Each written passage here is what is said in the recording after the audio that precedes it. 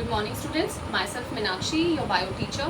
So in the last class we have discussed about the water pollution, like how water get polluted by various activities of human. So today we going to study about the case study of water treatment. So बेटा थोड़ा सा मैं आपको brief कर देती हूँ इसके बारे में. Like ये केस स्टडी हुई थी अरकाटा में, और अरकाटा कहाँ प्लेस है? कोलंबिया के नॉर्थ कोस्ट में. तो वहाँ के लोग बहुत परेशान थे कि हम इस प्रॉब्लम से कैसे सोल्यूशन पाए, राइट? तो उन्होंने क्या किया, वो सब एक समूह बना के और हम्बोल्ट यूनिवर्सिटी में गए. वहाँ पे हम्बोल्ट यूनिवर्सिटी है कोलंबिया में, वहाँ पर वो गए और वहाँ पर उन्होंने ये बात अपनी हायर अथॉरिटीज़ को रखी. तो उन्होंने वेस्ट वाटर को ट्रीट करने के लिए दो सोल्यूशंस बताए. One is the conventional method, the other one is the modern method. So let me explain you about this.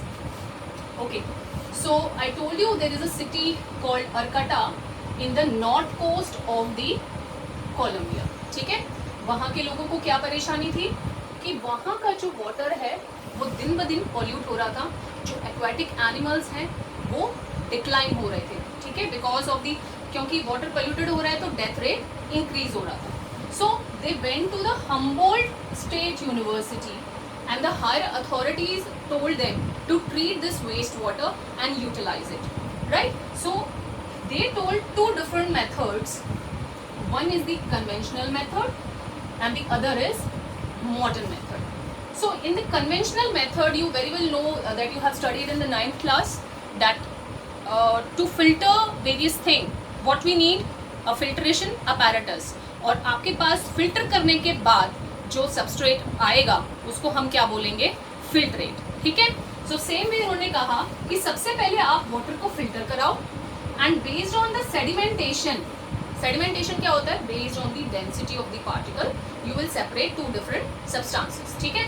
तो उन्होंने कहा कन्वेंशनल मेथड में आप वाटर को ट्रीट कराओ, जिसमें फिल्ट्रेशन के थ्रू आप जो थोड़े से बड़े पार्टिकल्स हैं, पेपर हैं, मैशेस हैं, प्लास्टिक्स हैं, उनको आप सेपरेट कर लो, ठीक है, लकड़ी है. So that was the filtration. Sedimentation में जो ग्रेवल्स हैं, सैंड पार्टिकल हैं, सिल्ट है, तो वो क्या होंगे? बेस्ड ऑन डेंसिटी सेटल हो जाएंगे, तो आपके पास थोड़ा सा क्लीन वाटर आ जाएगा, isn't it? And this water further treated with the chlorine. तो क्लोरीन आपको पता भी है कि हमारे स्कूल में जो वाटर कूलर्स लगे, हम टाइम टू टाइम उसमें क्लोरीन ऐड करवाते हैं ताकि वो डिसइंफेक्ट हो, right? So addition of chlorine makes the quality of the water improve. अब उन्होंने कहा था एक और मेथड, मॉडर्न मेथड. तो मैंने जैसे आपको बताया कि वहाँ का जो काफ़ी बड़ा एरिया था, it was about 60 hectares, right? So उस 60 हेक्टर्स को उन्होंने 6 डिफरेंट पार्ट्स में डिवाइड किया, ठीक है. ये एक पार्ट हो गया, this was second, third, fourth, fifth and sixth. So they divided this 60 hectares into 6 parts. और अब क्या हुआ, देखो उन्होंने कन्वेंशनल मेथड अप्लाई किया था. कन्वेंशनल मेथड अप्लाई करने के बाद भी कुछ अमाउंट जो है organic matter was there in the water, ठीक है. अब इस ऑर्गेनिक मैटर को हम कैसे डील करें? तो what they have used, the modern technique, they have used microorganisms. अब microorganisms में क्या क्या आते हैं? वायरसेस भी हैं, एल्गी भी है, बैक्टीरिया भी है, फंजाई भी है.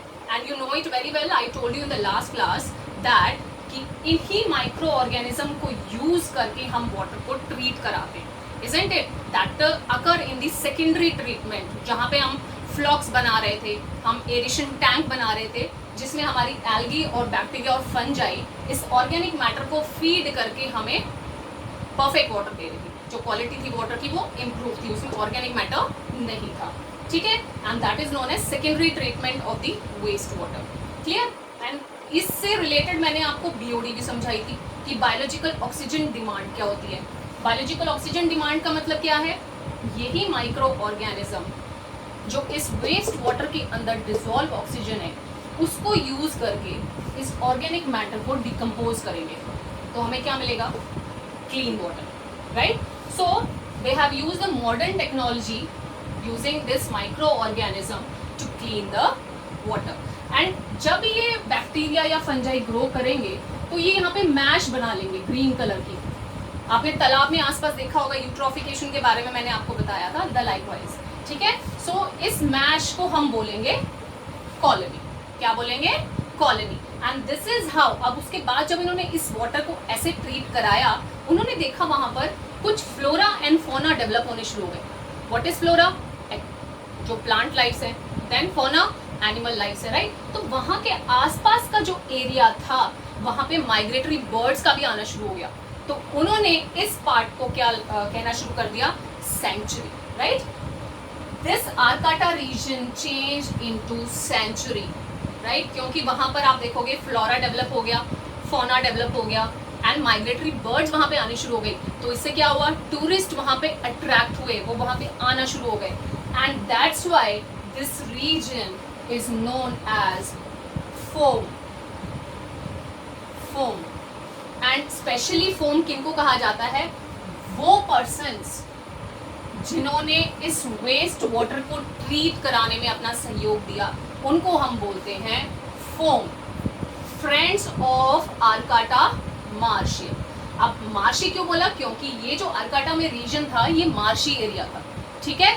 So that's why it is known as FOAM, यानी friends of Arcata marsh, right. So that's all for today's topic. So we have studied about the case study of the waste water. In the next class, we will look after the various pollution of the solid waste. Thank you so much.